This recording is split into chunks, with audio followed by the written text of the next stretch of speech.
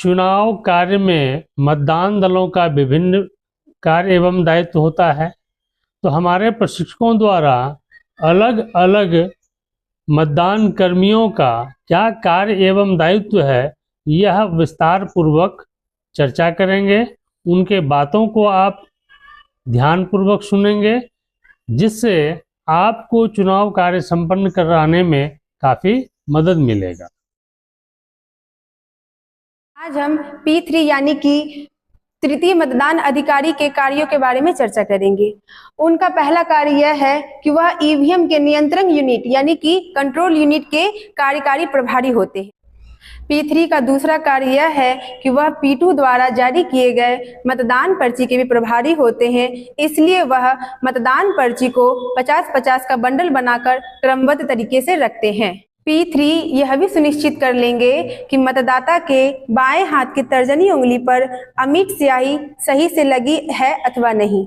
उसके बाद P3 अमिट स्याही चेक करने के बाद उन्हें मतदान प्रकोष्ठ यानी कि वोटिंग कंपार्टमेंट में जाने का अनुमति देते हैं और उसके बाद वह अपने पास रखे हुए CU में से बैलेट बटन जारी करते हैं और बैलेट बटन जैसे ही वो जारी करेंगे तो उसमें बिजी लैंप ऑन हो जाएगा जो रेड कलर का होता है, और जैसे ही वो बैलेट जारी करते हैं तो वोटिंग कंपार्टमेंट के अंदर BU में रेडी बटन यानी कि वो रेडी लैंप ऑन हो जाएगा।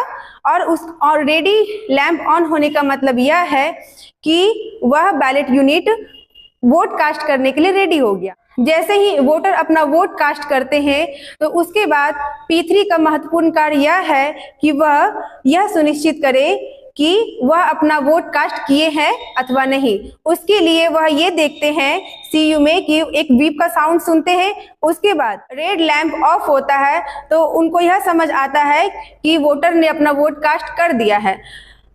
P3 लास्ट में यह भी निगरानी रखते हैं कि बिना वोट दिए हुए कोई भी वोटर वोटिंग कंपार्टमेंट से बाहर नहीं जाना चाहिए। तो हम लोगों ने देखा कि P3 के इतने महत्वपूर्ण कार्य होते हैं। उम्मीद करता हूं कि आप लोगों को हमारे मास्टर प्रशिक्षक द्वारा दिए गए प्रशिक्षण अच्छे लगे होंगे और यह काफ़ी आपके लिए लाभकर सिद्ध होगा। तो इसे अधिक से अधिक लोगों तक पहुंचाएं और चुनाव कार्य में मिलजुल कर आपस में सहयोग कर इस पर्व को संपन्न करें। धन्यवाद।